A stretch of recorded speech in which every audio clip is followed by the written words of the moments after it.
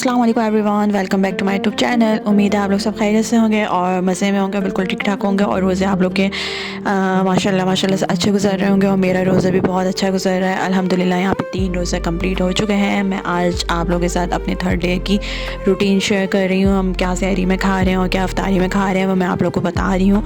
2 videos हो चुकी हैं, ये थर्ड वीडियो है। 2 वीडियो से हमारा 2 रोज़े हो चुके हैं और ये थर्ड रोज़ा है हमारा।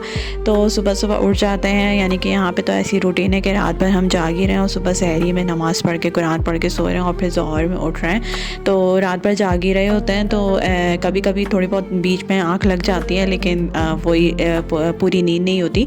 तो मैं जाग ही रही थी तो हस्बैंड ने कहा कि मेरे लिए पराठे ही बनाना, रोटियाँ बनाना, और वही कढ़ाई रखी हुई थी। मैंने आप लोगों को कल वाले व्लॉग में भी बताया था कि हम कल कढ़ाई खाएँगे रोज़े में सहरी में। तो कढ़ाई रखी हुई थी, कढ़ाई को मैंने ओवन में गर्म करने के लिए रख दिया है और यहाँ पे मैं रोटी जल्दी से फटाफट बेल के रोटी बना रही हूँ।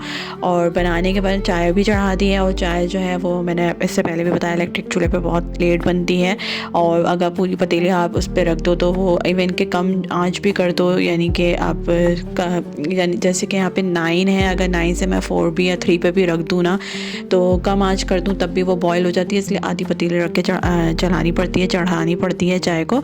तो चाय भी बन रही थी और साथ ही जो है वो रोटी भी बन रही थी, तल नहीं रही थी।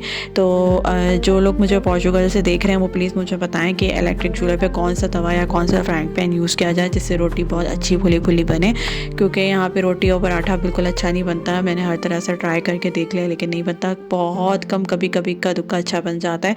अदरवाइज़ मेरी पूरी कोशिश होती है कि रोटी मेरी कच्ची ना रहे, साइडों से भी मैं उसको अच्छे से सेकूँ और प्रॉपर सेकूँ। तो बस उसी सेकने में बहुत मेहनत लग रही होती है, खूब दबा दबा के जो है उसको सेकना पड़ता है।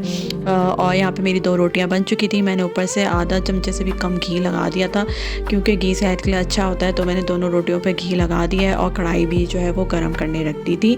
और मैंने क्या खाया था, ये तो हस्बैंड के लिए था, मैंने खाया था फ्लेक्स, चॉकलेट फ्लेक्स था। यहाँ पे आधा कप से भी कम मैंने दूध ले लिया था और आप लोग देखेगा मैंने कितना कम जो है वो फ्लेक्स डाला है। मैंने बहुत ही कम फ्लेक्स खाए थे क्योंकि मेरा दिल नहीं कर रहा था सहरी करने का, पेट भरा भरा लग रहा था। क्योंकि कल वाली अफ्तारी में मैंने आप लोग को दिखाया था कि मैंने बेसन का रोटी बनाई थी, वो मैंने चटनी के साथ खाई थी, तो वो प्रोटीन होती है उसके अंदर। तो उस वजह से मेरा पेट जो है वो अफ्तारी से ही लेके सुबह सहरी तक भरा हुआ था।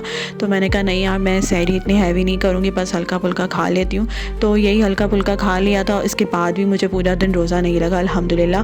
और चाय तो ज़रूरी है क्योंकि चाय के बगैर ज़िंदगी अधूरी है, तो मैं चाय डाल रही हूँ। चाय भी हम लोगों ने पहले, मैं पूरा मग्गा भर भर के पीती थी चाय, लेकिन अब चाय भी मैं अवॉइड कर रही हूँ कि कम से कम पीऊँ। और हस्बैंड भी कह रहे थे कम, मेरे लिए भी कम से कम बनाना। तो बस आधे से भी कम मैंने शायद वो चाय बनाई थी और हस्बैंड के चाय में मैं चीनी मिला रही हूँ। एज़ यूजुअल मैंने अपनी चाय में चीनी नहीं मिलाती, मैं चीनी नहीं पीती और शुरू से नहीं पीती, अब तो आदत भी हो गई है। कभी कभी मैं चीनी डाल लेती हूँ। तो इस तरह की हमारी सहरी हो गई थी और ये सहरी रेडी है।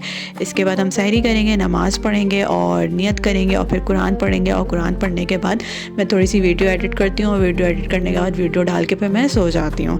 उसके बाद जो है वो दिन में उठते हैं और दिन में भी उठ के वही आप घर की सफाई सुथराई करो, सहरी के थोड़े से बर्तन कभी मैं धो लेती हूँ, कभी रह जाते हैं तो वो मैं फिर उठ के धो लेती हूँ।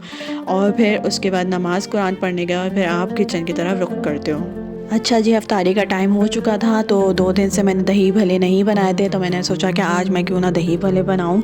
यहाँ पे दही भले रेडीमेड नहीं मिलते हैं और माश की दाल भी इतनी आसानी से यहाँ पे नहीं मिलती है। हाँ, लिस्बन वगैरह में मिल जाती है, लिस्बन में दही भले भी मिल जाते हैं, लेकिन यहाँ पे नहीं मिलते तो मैं घर में ही बना लेती हूँ। लास्ट ईयर मैंने दही भले घर में बनाए थे और मैंने काफ़ी लोगों को यहाँ पर खिलाया भी था, सबको बहुत पसंद आए थे। और दोबारा मैं इस साल ट्राई कर रही हूँ, बीच पूरा इस साल में मैंने एक दफ़ा भी नहीं दही भले बनाए। तो मैंने कहा होप सो पिछले साल की तरह इस दफ़ा भी बन जाए। मैं दही भले की रेसिपी आप लोगों के साथ अलग से शेयर करूंगी। और यहाँ पे मैं अपना दही भले जो है वो मेरे रेडी हो चुके थे। यहाँ मैं अपना दही जो है वो फेंट रही हूँ। इन सब चीज़ों के अंदर मैंने क्या डाला था वो मैं आप लोगों के साथ अलग से इसकी रेसिपी शेयर करूँगी क्योंकि बहुत अच्छे बने थे। और लास्ट ईयर इसकी रेसिपी मेरी अम्मी ने मुझे बताई थी किस तरह से बनाना, मैंने वैसे ही फॉलो किया था तो ये बहुत अच्छे बन गए थे। क्या रेसिपी थी वो इंशाल्लाह नेक्स्ट वाले व्लॉग में या 1-2 दिन बाद मैं उसकी रेसिपी डाल दूँगी, वो भी ज़रूर आप लोग देखेगा। बहुत अच्छे मज़े के सॉफ्ट दही भले बनते हैं। ये पूरा एक तसला दही भले मैंने बना दिया था क्योंकि ये हमारा डिनर भी था और हमारी अफ्तारी भी थी। इसके बाद हमने कुछ नहीं खाना। साथ में 2 कप कह रही हूँ 2 गिलास हमारे जूस हैं, एक के अंदर चीनी है और एक के अंदर चीनी नहीं है। पापड़ तल लिए थे और हस्बैंड के लिए थोड़ी सी जो है वो मैंने रोल रखा हुआ था और समोसा वो तल लिया था और फ्रूट चाट बना लिया था। एक फ्रूट चाट हस्बैंड का जिसमें केले भर के, क्योंकि उनको केले पसंद है, और एक में मैंने जो है वो खीरा डाल दिया था क्योंकि मैं कभी कभी खीरा डाल के फ्रूट चाट खा लेती हूँ तो मुझे अच्छा लगता है। सिंपल से हमारी अफ्तारी थी। होप सो आप लोगों को वीडियो ज़रूर पसंद आई होगी। अगर पसंद आई है तो लाइक करें, कमेंट करें, शेयर करना ना भूलें और सब्सक्राइब करना भी ना भूलें। मैं नेक्स्ट वीडियो मिलूंगी नेक्स्ट रोज़े के साथ, नेक्स्ट रूटीन के साथ। तब तक के लिए अल्लाह हाफिज़, टेक केयर, बाय बाय।